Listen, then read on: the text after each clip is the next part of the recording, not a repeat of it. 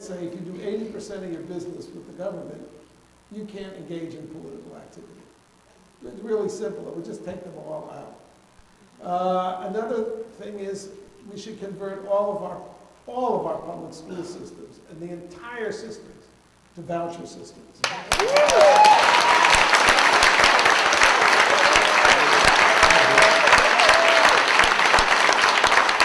If you defang the teacher unions and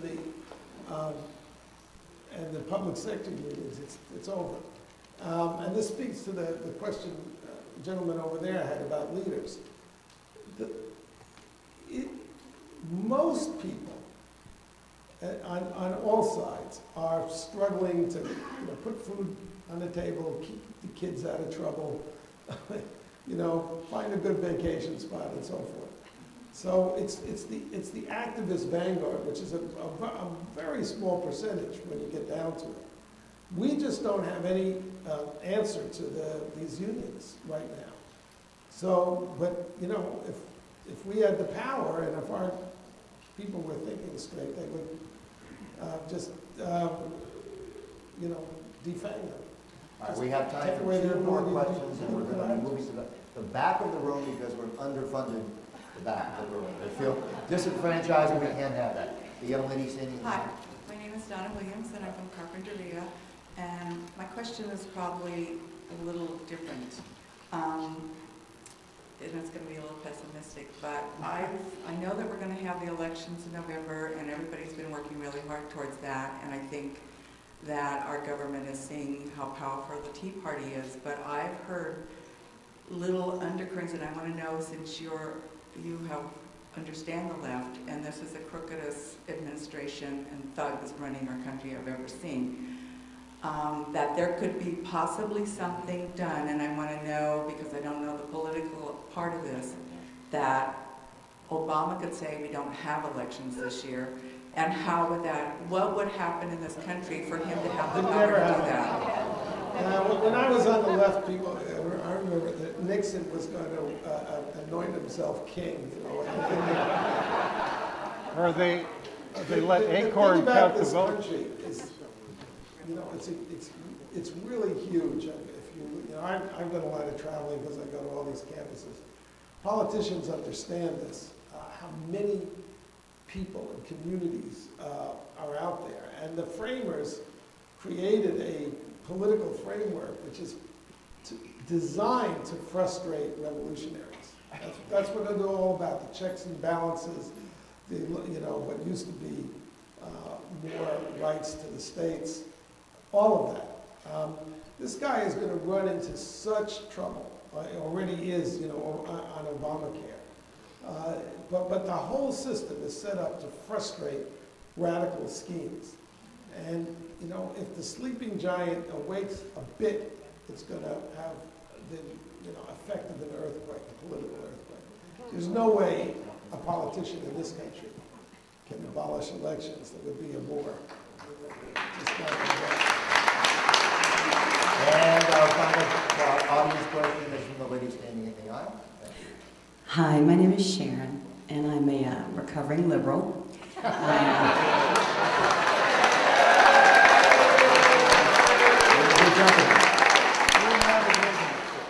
Now an outspoken independent and activist. Remember, I said I'm a recovering liberal, so I'm still very much an activist. I've been working for the last 9 months on a problem in our city, which is that we're allowing open marijuana sales under the guise of medical marijuana, which the gentleman you wrote about, Mr. Soros, has openly funded and gotten passed now in 15 states. And this year we're facing legalization of marijuana. Interestingly enough, there's a lot of sympathy in libertarian circles for legalization of drugs. And that's Soros's agenda, from what I understand, is he actually wants all drugs legalized in the United States. What can we do to fight this? I mean, I'm just trying to fight it in my little city, and I want to be honest and say there are 3 conservatives on our city council who have helped me a lot. And I want to thank them for that. They are the only ones that have been able to turn this around, but they're a minority. They don't have the power on the council to pass something. They just have the power to help block it, which is great. But as a recovering liberal, I've tried to organize Republicans and conservatives to help me, and I get nowhere. What can we do? What can we do to fight this kind of thing? How can we come back at this? Because right now it looks like the progressive thing to do is to legalize drugs. And it's really a problem, I think. Do you have any advice? How do you fight Soros? Well, having brought up kids in Berkeley, my kids escaped, but having seen the wreckage for young people, of marijuana, I mean, I'm a child of the 60s. So, you know, I'm very sympathetic, but I don't have any particular strategy for your issue. Really, you know, you have to know the people that you're dealing with. So I'm sorry I can't. We do have an advantage in that we have truth and logic on all of our arguments, and they have nothing but lies and distortions on theirs. Yeah. And personal attacks. Personal attack. All right, we're gonna summarize and ask Ward Connerly to return and to bring us back together into a focus. Bring us back to the earth. To the earth, yes. Thank you very much.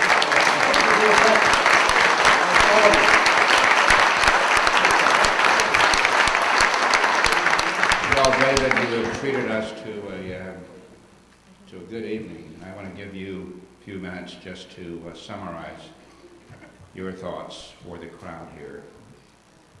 Well, I've talked an awful lot. I think this turnout, I know that Heather was very anxious just 2 weeks ago, I think, that nobody would show up. And I understand that the number of people here is really a reflection more of the state that our country is in than in need, you know, in particular, didn't just come to see me.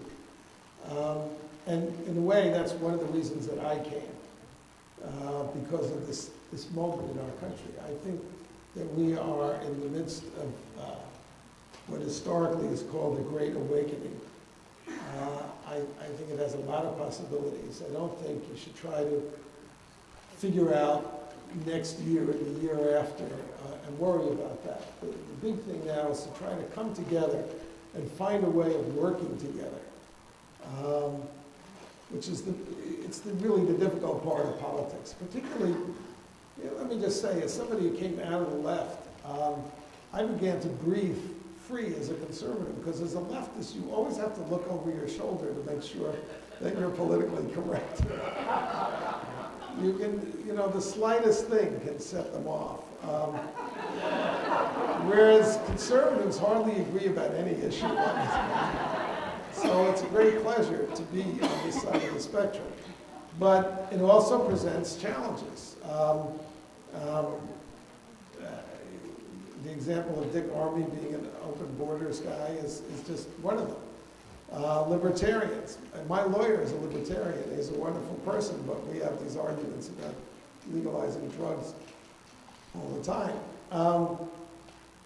So, you know, I think it's a great time to be in politics. The stakes are very large. It's a very exciting time. And if you're not engaged, you're just going to feel powerless and ripped off and depressed. So, so this is a good thing too. I have a website at frontpagemagazine.com. We have an awful lot of stuff up there, which might be helpful. I've written a lot of books, pamphlets, and done everything I can here. It's, for me, the second half of my life is an atonement. What I did in the first half. I feel a special warmth for Santa Barbara, thanks to Maryville, but thanks to all the support that I've gotten here, which is obviously crucial to functioning at all. This is just a wonderful country, and it's like people take it for granted. And one of the great things about immigration is all these people, and one of them came up to me this evening who've come from communist countries and former communist countries, who are really the lifeblood of this country. Those immigrants appreciate that America is a very, very special place. If you just think about human beings, they want to be taken care of. They don't want to be accountable. I mean, who wants to admit that they did something wrong? Very basic. Having a democracy and an individualist one, such as we have, is extraordinary. It's really a miracle. And there are probably two democracies like it. The other one is in Israel. And if you look at what's happening to our European counterparts, like what's happening in Holland, you see how fragile this experiment is. It's only a few hundred years. So, that puts a great obligation on all of us. It's a calling that we have to defend this country and to carry it on into the next generations. The battle is joined, and the future is in your hands and people like you.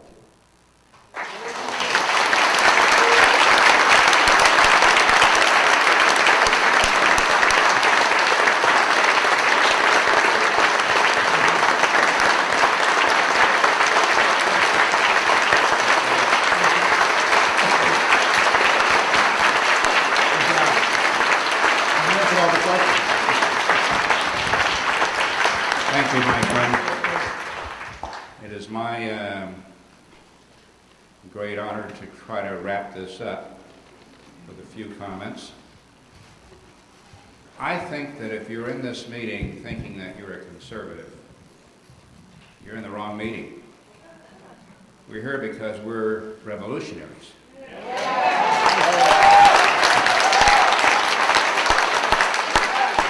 How many of you have someone in your life, either directly or in the extended part of your life, that you're concerned about? How many?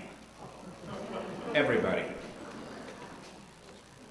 How many of you think that you're going to be leaving a better California, a better America to those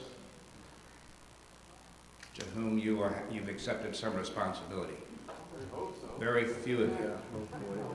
We're not leaving a better place to them as it is right now.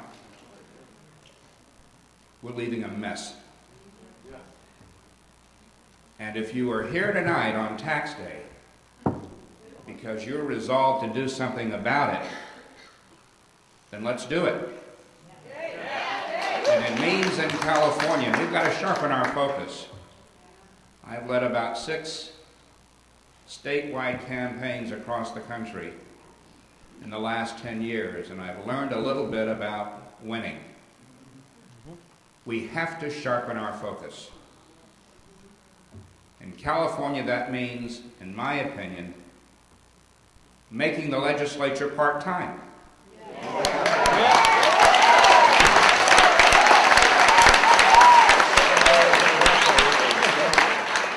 That would send a signal that California is back. The people are back. The people have decided that they want to take charge. The legislature, folks, is the source of most of our problems in this state. The other thing is we have to somehow find a way to get engaged about illegal immigration again. Because we've lost that focus. After all the years of Governor Schwarzenegger, nothing has been done about that. The problem has only magnified. We are a great state, but as I look around the room, we revolutionaries are so polite. And that's an asset. But the 3 of us up here are in suits and ties, and we're talking about the left. Do you think that they would be here in suits and ties? T-shirts probably, and far more engaged than we are. You can be polite and civil, but you can also be outraged. We ought to be outraged. The way things have become in this state, and the way they're going in the nation. We ought to be outraged. And being outraged means that you do whatever you have to do within the white lines, the bounds of the law, to fight those who want to change the way we are. You write the